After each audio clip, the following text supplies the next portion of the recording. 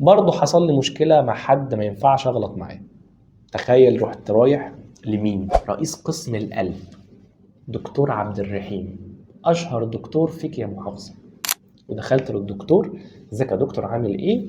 قدام شركه تانية منافسه.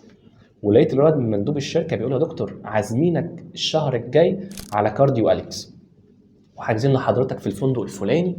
فالدكتور بيقول له: انا ماشي هاجي معاكم بس الفندق ده بعيد وانا عايز فندق اقرب ومش عارفه ايه.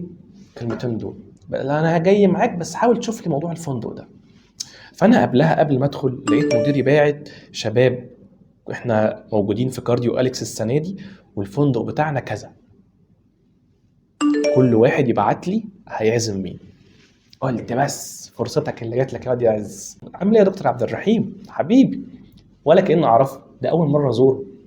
دخلت قلت له: يا دكتور، فكره انا احمد عز شركه كذا، الشركه عندنا هتوفر لحضرتك كارديو اليكس برضو وفي الفندق الفلاني اللي انت كان نفسك فيه. تخيل يا دكتور عمل ايه؟ قال لي: بجد انت متاكد؟ قلت له: اه. وهو قاعد معايا وانا قاعد في الزياره لقيته بيرن على زميلنا: ايوه يا دكتور فلان، معلش انا بعتذر لك، خلي المكان ده الدكتور تاني، انا في دكتور هيوفر لي الاكوموديشن في الفندق اللي انا عايزه.